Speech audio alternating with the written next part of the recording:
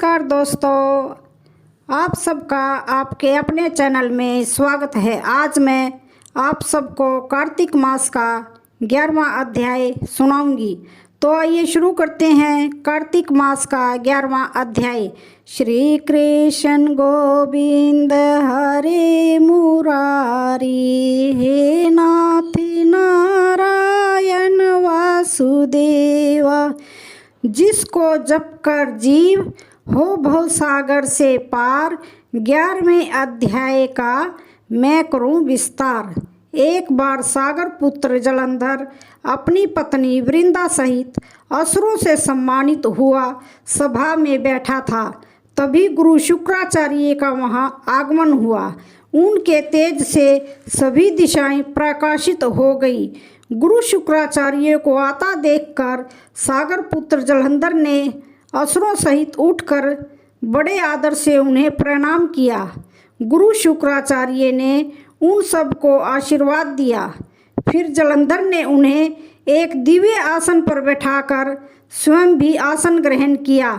फिर सागर पुत्र जलंधर ने उनसे विनम्रता पूर्वक पूछा, हे गुरुजी, आप हमें यह बताने की कृपा करें कि राहु का सिर किसने काटा था।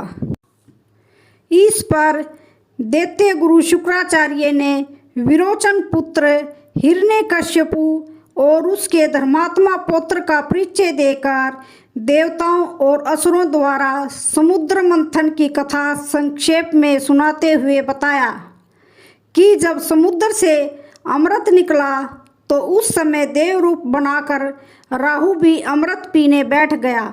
इस पर इंद्र के पक्षपाती भगवान विष्णु ने राहु का सिर काट डाला।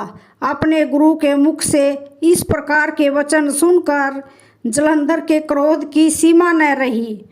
उसके नेत्र लाल हो गए। फिर उसने अपने धस्मर नामक दूत को बुलाया और उसे शुक्राचार्य द्वारा सुनाया गया वृत्तांत सुनाया। उसके बाद उसने धस्मर को आज्ञा दी कि तुम शीघ्र ही इंद्रपुरी में जाकर इंद्र को मेरी शरण में ले आओ। धस्मर जलंधर का बहुत आज्ञाकारी एवं निपुण दूत था। वह जल्दी ही इंद्र की सुधर्मा नामक सभा में जा पहुंचा और जलंधर के शब्दों से में इंद्र से बोला, हे देवता धाम, तुमने समुद्र का मंथन क्यों किया और मेरे पिता के समस्त रत्नों को क्यों ले लिया? ऐसा करके तुमने अच्छा नहीं किया।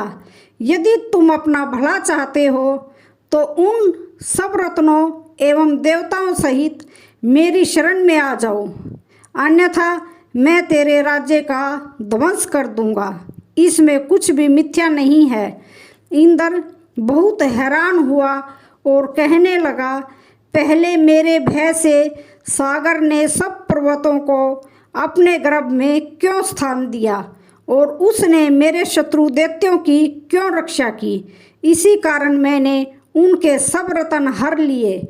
मेरा द्रोही सुखी नहीं रह सकता, इसमें संदेह नहीं। इंद्र की ऐसी बात सुनकर वह दूत शीघ्र ही जलंधर के पास आया और सब बातें जो इंद्र ने बोली थी वह कह सुनाई। उसे सुनते ही वह दैत्य मारे क्रोध के आग बबूला हो गया और देवताओं पर विजय प्राप्त करने के लिए उसने तैयारी शुरू कर दी। फिर तो सब दिशाओं पाताल से करोड़ों दैत्य उसके पास आने लगे। शुंभ निशुंभ आदि करोड़ों सेनापतियों के साथ जलंधर इंद्र से युद्ध करने लगा। शीघ्र ही इंद्र के नंदन वन में उसने अपनी सेना उतार दी। वीरों की शंख ध्वनि और गर्जना से इंद्रपुरी गूंज उठी। अमरावती छोड़ देवता उससे युद्ध करने चले। भयानक मारकाट हुई। असुरों के गुरु शुक्राचार्य अपनी मृत संजीवनी विद्या से और देवगुरु बृहस्पति द्रोणागिरी से औषधि लाकर जीवित करते रहे। इस पर जलंधर ने क्रुद्ध होकर कहा कि मेरे हाथ से मरे हुए देवता जी कैसे सकते हैं? जीवाने वाली विद्या तो आपके पास है। इस पर शुक्राचार्य ने देवगुरु द्वारा द्रोणाचार्य से औषधि लाकर देवताओं को जीवाने की बात कह दी। यह सुनकर जलंधर और भी कुपित हो गया। फिर शुक्राचार्य जी से कहा, यदि शक्ति हो तो द्रोणागिरी को उखाड़कर समुद्र में फेंक दो, तब मेरे कथन की सत्यता प्रमाणित हो जाएगी। इस पर जलंधर कुपित होकर शीघ्र ही द्रोणागिरी पर्वत के पास पहुंचा और अपनी भुजाओं से पकड़कर द्रोणागिरी पर्वत को उखाड़कर समुद्र में फेंक दिया। यह तो भगवान शंकर का तेज था, इसमें जलंधर का कोई कारण नहीं था। इसके बाद यह सागर पुत्र युद्ध भूमि में आकर बड़े तीव्र गति से देवताओं का संहार करने लगा। जब द्रोणाचार्य जी औषधि लेने गए तो द्रोणागिरी पर्वत को उखड़ा हुआ पाया। वह भयभीत हो देवताओं के पास आए और कहा कि युद्ध बंद कर दो, जलंधर को अब नहीं जीत सकोगे। पहले इंद्र ने शिव जी का अपमान किया था। यह सुन देवता युद्ध में जय की आशा त्याग कर इधर उधर भाग गए। सिंधु सुत निडर होकर अमरावती में घुस गया। इंद्र आदि सब देवताओं ने गुफाओं में शरण ली। तो दोस्तों, आज का 11वां अध्याय समाप्त होता है। वीडियो अच्छी लगी हो तो चैनल को लाइक, शेयर, सब्सक्राइब करना ना भूलें। धन्यवाद।